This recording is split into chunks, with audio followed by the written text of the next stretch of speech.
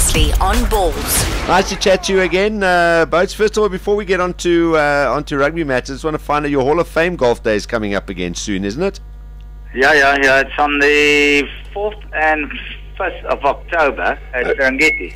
Okay. So, No, it's going to be good fun. 4th and 5th of October. Was it a 2-day event last year as well?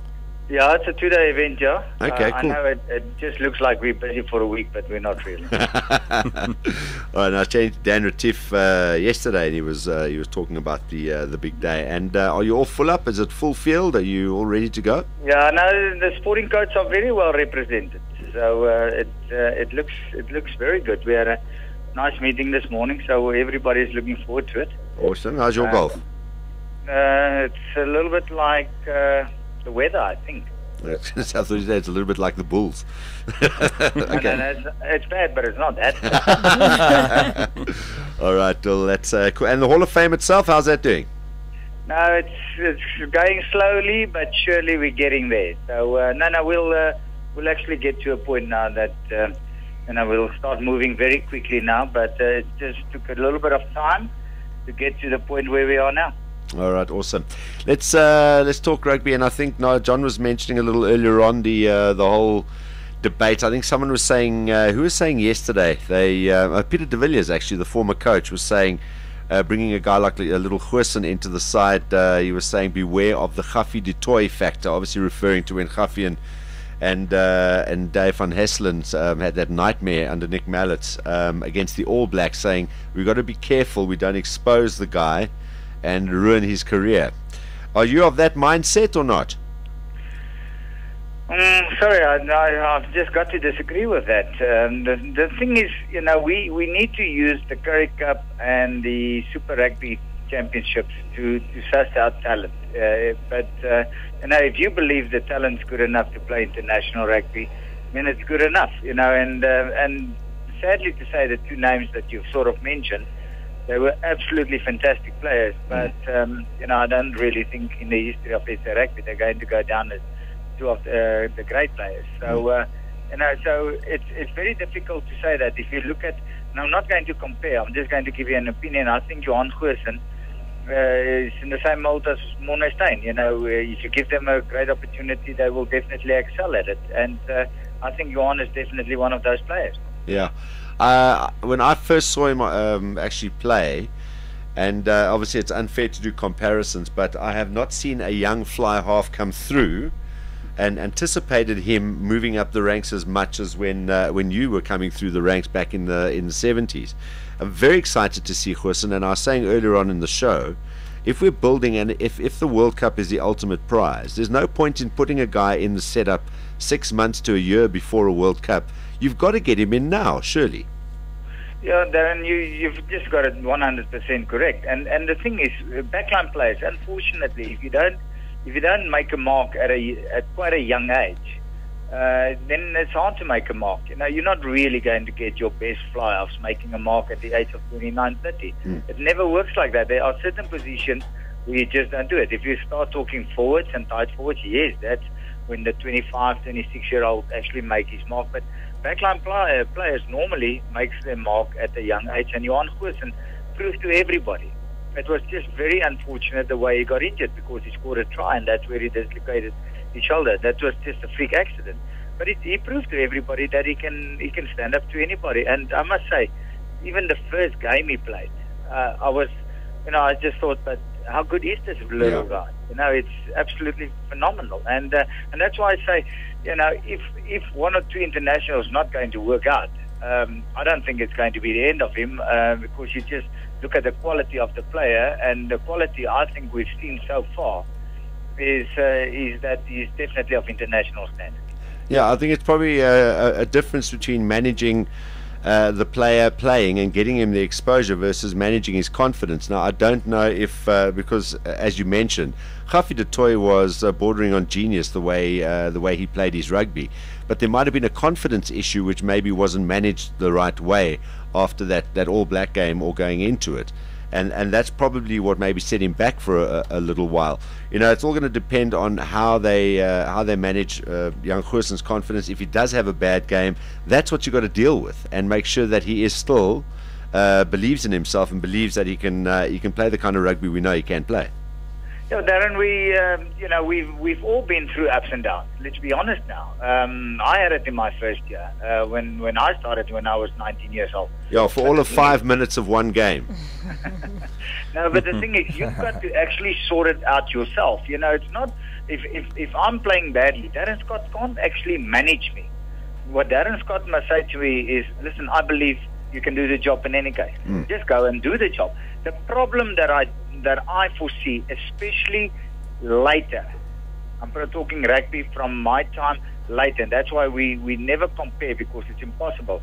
I think with me it was a little bit easier. I had range to do whatever I thought it was good for the game and for the team.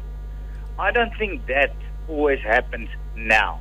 So if you take Johan Goosen, you must let Johan Goosen run the show.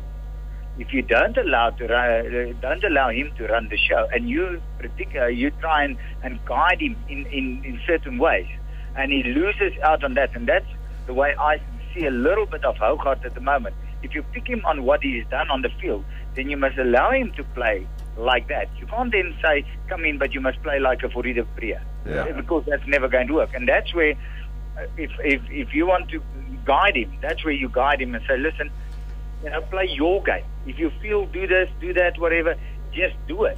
And that's when players actually get their confidence a lot easier.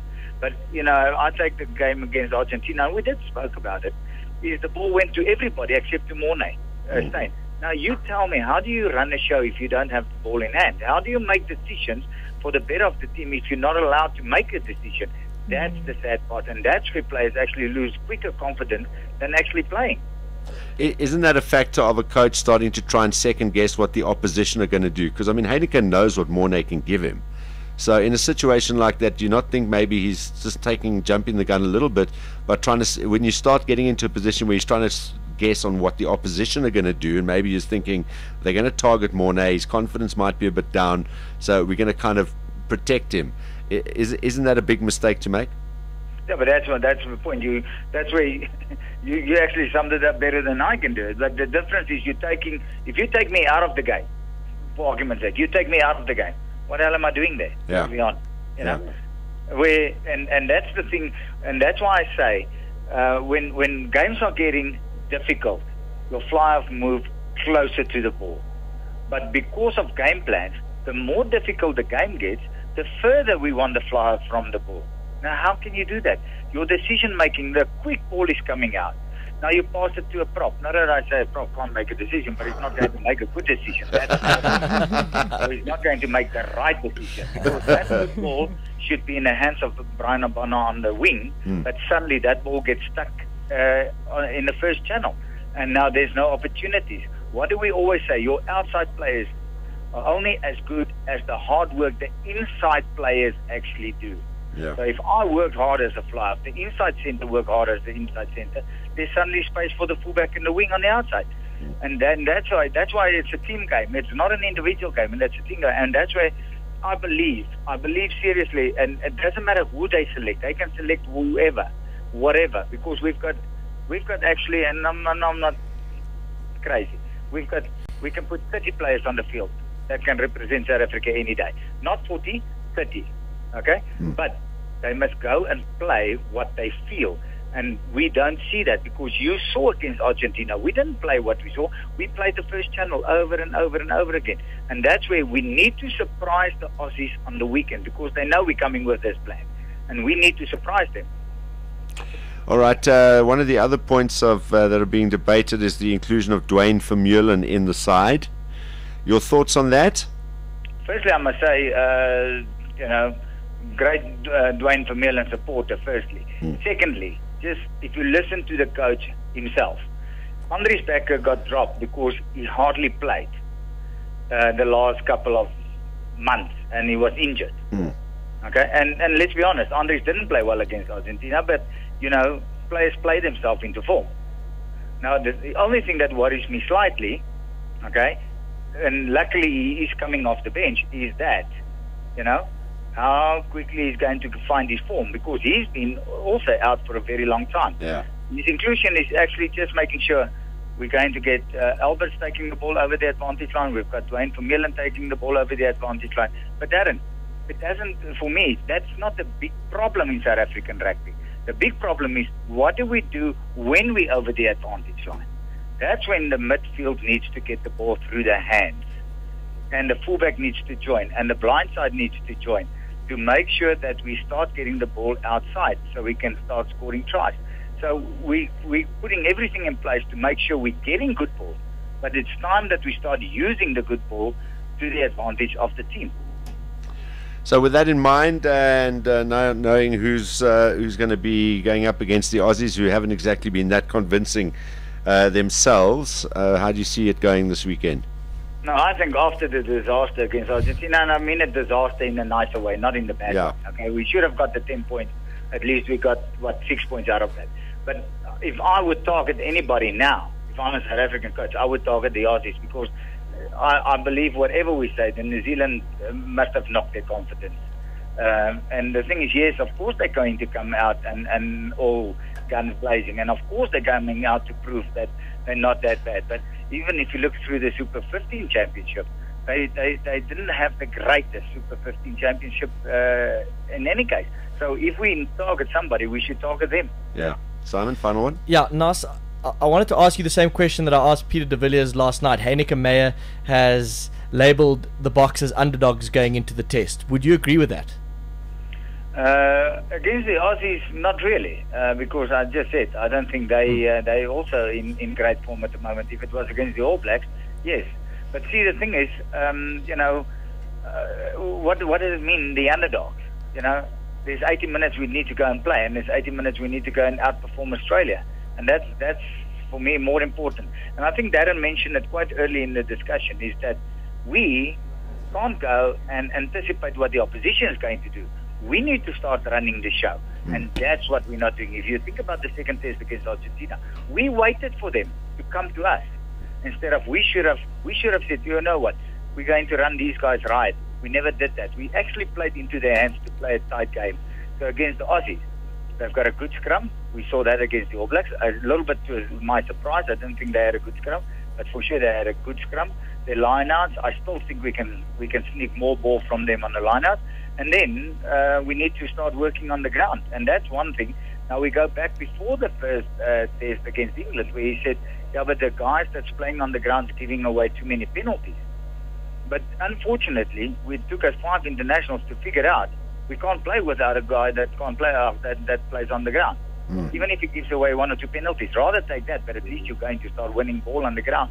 And that, always, the quicker the second, third pace is, the quicker you can get your backline going. Well, the Aussies' strongest combination of Pocock and Bryce Lawrence are not there, so that would kind of balance things out a bit more. No, but Darren, the one area we need to get to is we need to get to 10 on the weekend. I'm telling you, New Zealand proved it before the World Cup. You get to Quade Cooper and you rattle him a little bit, then it's a nightmare for them. And we've got to get there by dominating up front for once. Yeah. All right, Naas, we'll leave it there. Thanks a lot for your insights again today, and enjoy the rest of your week. Enjoy the test on Saturday. I will, and you guys too. Thanks, Naas. Thanks, Naas. Cheers, man. Bye. There we go. Naas Botha joining us on Balls Visual Radio this afternoon. 2